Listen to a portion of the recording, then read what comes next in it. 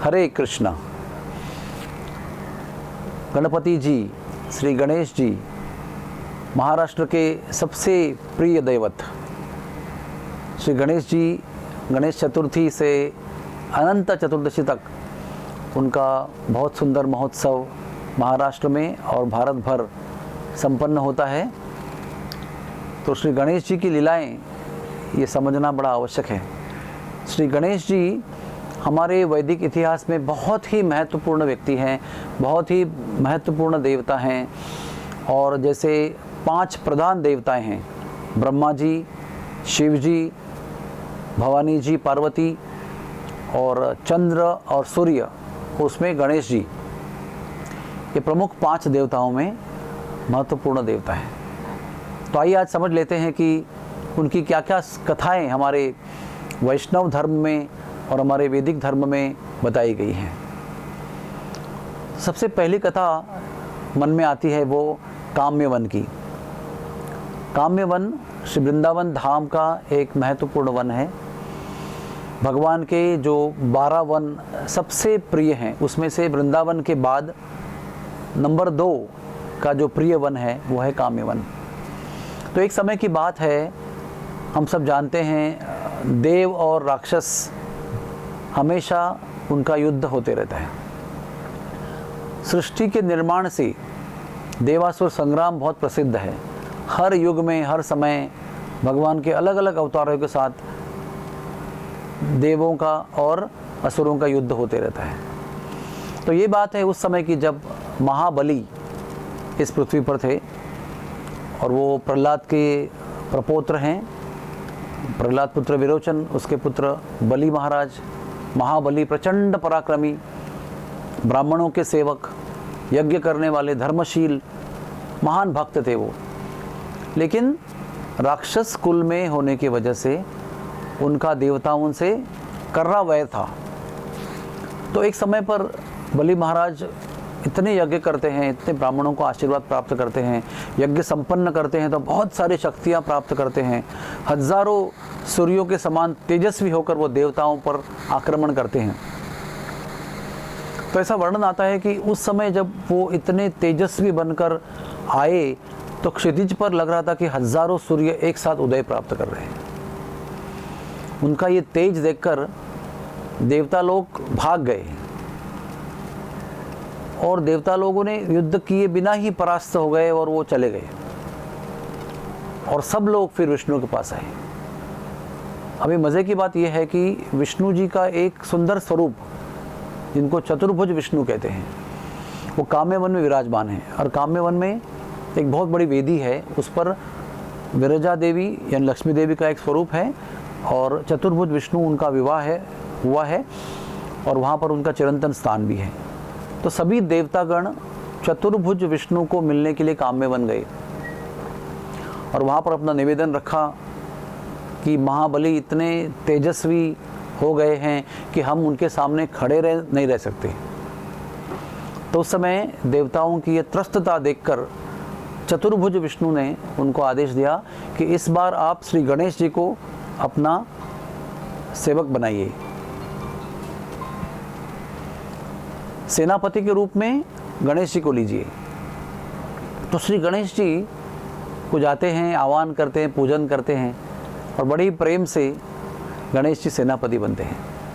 और गणेश जी का तेज और उनका स्थान और उनकी संपन्नता और उनकी बुद्धि, उनका ऐश्वर्य और उनका तीव्र बल, क्षात्र तेज, ये सब देखकर देवता प्रसन्न होते हैं और नए सिरे से, नए उत्साह से फिर युद्ध होता है, आक्रमण होता है महाबली पर। महाबली को चेतावनी दी जाती है, सावधान करके युद्ध आरंभ होता है। उस युद्ध में बहुत लंबा विवरण है उसका। उस युद्ध में श्री गणेश जी बहुत दिव्य पराक्रम करते हैं और इस पराक्रम की वजह से सारे राक्षस जो है वो बेहोश हो जाते हैं। श्री गणेश जी के सम्मोहन अस्त्र से यहाँ तक कि महाबली भी बेशुद्ध हो जाते हैं और फिर बचे हुए भाग जाते हैं। इस तरह से युद्ध वहाँ समाप्त होता है। और जब बलि महाराज शुद्धि प्राप्त करते हैं, होश में आते हैं, तो पाए हुए अनुभव से वहीं से भाग जाते हैं, दोबारा युद्ध के लिए आक्रमण नहीं करते हैं। तो उस समय सब देवताओं ने श्री गणेश जी का जय जयकार किया है और श्री गणेश जी को वो चतुर्भुज विष्णु के पास ले गए हैं काम्य वन में, जहाँ पर आज गोविंद देव का मंदिर है, वहीं पर विष्णु जी का स्थान था। तो विष्णु भगवान ने बड़ा ही आनंद से प्रसन्न होकर उनको आशीर्वाद दिया कि आप काम्य वन में चिरंतन निवास कीजिए। क्योंकि समझने वाली बात यह है कि किसी भी देवता को वृंदावन के किसी भी वन में चिरंतन आश्रय नहीं प्राप्त है। केवल शंकर भगवान और पार्वती देवी, इनके अलावा श्री गणेश जी को काम्य वन में निवास दिया है। श्री शंकर जी और पार्वती देवी पूरे ब्रज में कहीं भी रह सकते हैं। और एक है सुदर्शन चक्र, जिन्हें गोवर्धन में चक्र तीर्थ पे स्थान दिया है। इसके अलावा देवताओं में से किसी को भी चिरंतन स्थान वृंदावन में नहीं दिया है। इसलिए श्री गणेश जी बड़े विशेष हैं। और बाकी सारे देवतागण केवल भगवान से कोई कार्य होता है तो उस कार्य सिद्धि के लिए अपना जूता ब्रज के बाहर उतारते हैं, अपने वाहनों को ब्रज के बाहर खड़ा करते हैं और नंगे पैर भगवान के आके मिलते हैं, वार्ता परामर्श करते हैं। और रात को रहने का कोई इंतज़ाम नहीं है, दिन दिन में ही चले जाते हैं। तो यह है सुंदर कहानी काम्य वन की, जहाँ पर गणेश जी को चिरंतन विश्राम और आश्रय प्राप्त हुआ है। दूसरी कहानी है श्रीमद् भागवत लेखन की। हम सब जानते हैं कि भगवान षड ऐश्वर्य पूर्ण हैं। उनके 6 ऐश्वर्यों में एक उनका ऐश्वर्य है ज्ञान। और वो ज्ञान जो है, संपूर्ण भगवान का अनंत ज्ञान जो है, वो मूर्त रूप से प्रकट हो गया श्री वेदव्यास जी के रूप में। यानी वेदव्यास जी श्री कृष्ण के ज्ञान अवतार हैं। और उनका कार्य था कि सारा जितना भी श्रुति है, श्रुति यानी जो सुना करते थे पहले युगों में, जितना भी ज्ञान था वो श्रुति के रूप में था। श्रवण माध्यम से उसको ग्रहण करते थे और वहीं से उसको याद करते थे, और कोई लिखा पढ़ी ग्रंथ, कोई किताब नहीं थी। लेकिन वेदव्यास जी त्रिकालदर्शी थे, तो वो ये जानते हैं भविष्य की ओर देखते हुए कि भविष्य में कलयुग में किसी को याद नहीं रहेगी, स्मृति बहुत कमज़ोर रहेगी। इसलिए सारे शास्त्रों को लिखने का एक प्रकल्प किया गया, जो वेदव्यास ने अवतार लेकर अपने हाथ में लिया। और विशेष बात यह है कि जितना भी ज्ञान वेदव्यास जी ने लिखा वो श्री गणेश जी के माध्यम से लिखा। श्री गणेश जी को लेखनिक बनाया, क्योंकि गणेश जी उस योग्य थे, इतने बुद्धिमान देवता थे, इतने श्रेष्ठ देवता थे, विशिष्ट देवता थे। इसलिए वेदव्यास जी ने उनको आह्वान किया, उन्होंने स्वीकार किया। और उन दोनों के बीच में एक प्रण भी हुआ कि मैं जब श्लोक की रचना करूँगा तो वो श्लोक को समझे बिना आप उसको नहीं लिखेंगे। इसका कारण ये था कि वेदव्यास जी को भी सोचने के लिए समय मिलेगा अगला श्लोक की रचना करने के लिए। तो इस तरह से पहले एक वेद लिखा, उसको 4 फिर वेदों में विभाजित किया गया, क्योंकि व्यास जी की व्याख्या यही है, विभाजयति और वर्णयति। वो शास्त्रों को विभाजित करते हैं और वृद्धिंगत भी करते हैं। तो व्यास देव जी ने बड़े ही कुशलता से सारे वेद लिखे, 4 वेदों में विभाजित किया, फिर उपनिषद लिखे, फिर पुराण लिखे, और उसके बाद महाभारत भी लिखा। और महाभारत में एक विशेषता यह है कि हमारी पृथ्वी पर वेदव्यास रचित 1 लाख श्लोकों का महाभारत है। लेकिन महाभारत एक बहुत ही विशिष्ट शास्त्र है। जितनी सारी कहानियाँ, जितने सारे धर्म, जितने सारे तत्व सारे वेदों में लिखे हैं, वो सब एक महाभारत में भी लिखे हुए हैं। तो महाभारत की रचना बड़ी विशिष्ट थी, इसलिए वेदव्यास जी ने 8800, 1 लाख में से सारे श्लोकों में से 8800 श्लोकों को क्लिष्ट रूप में प्रस्तुत किया है, ताकि समझने में उसको समय लगे और अगले श्लोकों को निर्माण करने में समय मिले बीच में। तो उनको भी गणेश जी ने समझ लिया ठीक से और फिर उतारा है। और आखिर में जब वेदव्यास जी को संतुष्टि नहीं हुई, क्योंकि नारद मुनि की आज्ञा थी, नारद मुनि उनके गुरु हैं, नारद मुनि ब्रह्मा जी के मानस पुत्र हैं, तो गुरु जी नारद मुनि के आज्ञा के अनुसार ये श्रुति लेखन का प्रकल्प उन्होंने अपने हाथ में लिया था। और सामान्य तौर पर जब भी गुरु जी की आज्ञा हम पूर्ण करते हैं तो एक संतुष्टि का अनुभव होता है, समाधान का अनुभव होता है। वो अनुभव वेदव्यास जी को नहीं हुआ तो प्रश्न मन में पड़ा कि जो कुछ लिखना था वो सब हमने लिख दिया, लेकिन फिर भी संतुष्टि क्यों नहीं है, कहाँ हमारी त्रुटि रह गई, कहाँ दोष रह गया। इस भावना से वो नदी के तट पर आकर बैठे हिमालय में और शोक करने लगे। उस समय नारद मुनि आए और उन्होंने उनको श्रीमद् भागवत यानी भक्त चरित्र और कृष्ण चरित्र लिखने का संदेश दिया। फिर वो वापस गए हैं और एक गुफा में वेदव्यास जी बैठे हैं, दूसरी गुफा में जो नदी है सरस्वती उसके किनारे पे गणेश जी बैठे हैं और वो लिख रहे हैं। वेदव्यास जी बोल रहे हैं, गणेश जी सुन रहे हैं, समझ रहे हैं और उसको लिख रहे हैं। तो पूरे श्रीमद् भागवत जो 18,000 श्लोक हैं, इसमें 9वें स्कंद तक सारे भक्त चरित्र हैं। 10वें स्कंद में 79 अध्यायों में श्री कृष्ण का चरित्र वर्णन किया गया है।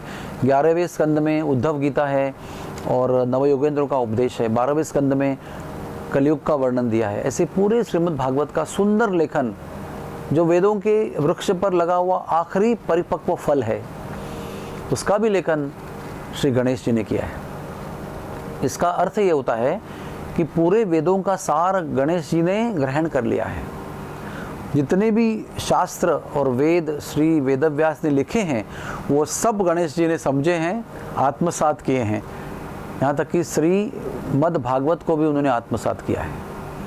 तो ये उनका विशेष योगदान है, श्रीमद् भागवत का लेखन सारे वेदों के लेखन के साथ। आगे कहानी आती है श्री गणेश जी के जन्म की। हम सब जानते हैं श्री गणेश जी का जन्म जो है वो शंकर और पार्वती से हुआ है और उनके पहले कार्तिकेय जी का जन्म हुआ है। कार्तिकेय जी को वेदों में स्कंद भी कहते हैं। ये भी देवताओं के सेनापति हैं, बड़े तेजस्वी हैं, मोर उनका वाहन है। और उसके पश्चात श्री गणेश जी का जन्म हुआ है। जब श्री गणेश जी का जन्म हुआ तो पार्वती देवी ने बहुत बड़ा उत्सव मनाया, क्योंकि पार्वती देवी अन्नपूर्णा है। तो पार्वती देवी ने अपने बालक के जन्म पर बड़ा उत्सव मनाया, सभी देवताओं को बुलाया। उसमें सभी देवताएं आए, सूर्यदेव भी आए और सूर्यदेव के साथ उनके 4 पुत्र यानी ताप्ती नदी, यमुना नदी, सूर्यदेव के ये 4 पुत्र हैं, ताप्ती नदी, यमराज और यमुना देवी और शनिदेव। शनिदेव सबसे छोटे पुत्र हैं और शनिदेव की विशेषता यह है कि जन्मतः ये शनिदेव, जिनको हम सब लोग गलत समझते हैं, लेकिन जन्मतः ये भगवान के परम शुद्ध भक्त संत थे। इतने भगवान के भक्ति में रत रहा करते थे, इतने मग्न रहा करते थे कि सूर्यदेव को और उनकी पत्नी को ये शंका और ये चिंता होने लगी कि इसका आगे कल्याण कैसे होगा।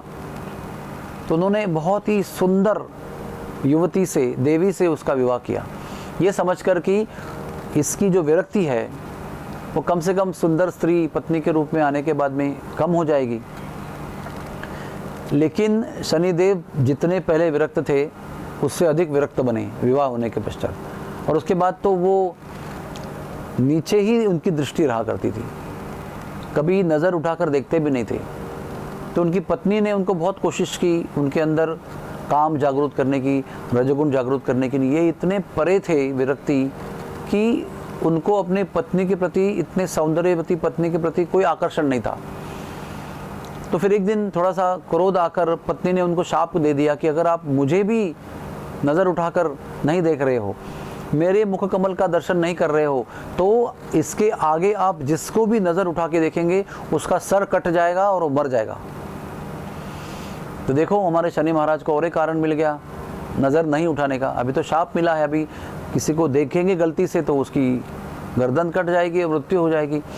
इसलिए वो चिरंतन निरंतर ज़मीन की ओर ही देखकर चलने लगे। अभी उनको भी निमंत्रण था बड़े आग्रह का, तो वो भी पहुंच गए श्री गणेश जी के जन्मोत्सव पर, पार्वती और शंकर जी के उत्सव में। तो सभी देवताओं ने इनको आशीर्वाद दिया। यानी अभी तक तो गणेश नहीं बने वो, अब तो पार्वती पुत्र ही हैं। बहुत सुंदर, बहुत तेजस्वी पुत्र थे शंकर जी के, और पार्वती जी के गोद में विराजमान हैं। सबने आशीर्वाद दिया उनको, बहुत सारे आशीर्वाद दिए, लेकिन शनिदेव तो ऊपर ही देखने को तैयार नहीं। फिर पार्वती जी ने बहुत आग्रह किया उनको कि आपको मेरे बालक का दर्शन करके उनको आशीर्वाद देना ही है। तो शनिदेव कहते हैं कि मुझे ये शाप है कि मैं अगर देखूंगा तो बालक का वध हो जाएगा, उसकी गर्दन कट जाएगी। लेकिन पार्वती जी ऐसे भाव में थी कि नहीं, मुझे आप जैसे महान संत का आशीर्वाद बहुत ज़रूरी है मेरे बालक के लिए। तब फिर पार्वती जी के आग्रह के अनुसार शनिदेव ने जब गणेश जी की ओर देखा तो तत्क्षण उनकी गर्दन कट गई और आकाश की ओर उड़कर चली गई और पार्वती के गोद में खून से लथपथ शरीर पड़ा रहा। एक तरफ खून उड़ रहा है और ऊपर से मृत बालक उनके गोद में है। पार्वती ने इतना आक्रोश किया, शनिदेव बहुत संकोच में आ गए। उन्होंने तो पहले ही कह दिया था कि ऐसे ऐसे स्थिति है, ऐसे ऐसे होने वाला है, फिर भी पार्वती ने आग्रह किया था तो उनकी इच्छा के अनुसार उन्होंने आज्ञा पालन किया, लेकिन अनर्थ हो गया। उतने में फिर शंकर जी वैकुंठ गए हैं और वैकुंठ से जाकर उन्होंने हाथी का शीश लाया है और गणेश जी के सर पे, धड़ पे लगा दिया है। यानी गणेश जी को नया शीश लगाकर उन्हें जीवित कर दिया। सब खून वो नष्ट हो गया और बहुत ही सुंदर और आकर्षक और तेजस्वी उनका दर्शन होने लगा। पार्वती भी अभी भी विलाप कर रही थी तो शंकर जी ने आग्रह किया, अरे पार्वती जी देखो, आपका बालक कितना सुंदर हो गया है। तब पार्वती जी ने आक्रोश को कम करते हुए जब नज़र डाली अपने बालक के ऊपर तो उसका सुंदर लुभावना गजमुख दर्शन पाया और पार्वती जी बहुत प्रसन्न हो गई। तब से हमारे पार्वती पुत्र का नाम गणपति और गणेश पड़ा है, गजमुख पड़ा है, क्योंकि गज का मुख यानी गज का शीश उन्होंने धारण किया है। तो आगे कहानी आती है इस जन्मोत्सव के बाद में कि एक बार देवताओं के सभा में गणेश जी आ रहे थे। वो तो लंबोदर हैं, आप जानते हैं, पीताम्बर पहनते हैं। लंबोदर नहीं, लंबा उदर है उनका, दीर्घ उदर है और बड़ा स्थूल शरीर है उनका। तो चल रहे थे सभा में आने के लिए, चलते चलते वो फिसल कर गिर गए, होता है कभी। तो चंद्र देवता सोमदेव उनको देखकर हंसे और जैसे ही वो हंसे तो गणेश ने उनको शाप दे दिया कि आज के बाद आपको जो भी देखेगा वो नरक में जाएगा। अभी चंद्र देवता बड़ी आफत आ गई, गणेश जी बड़े शक्तिशाली देवता हैं। तो फिर आकर फिर गणेश जी को मनाया गया।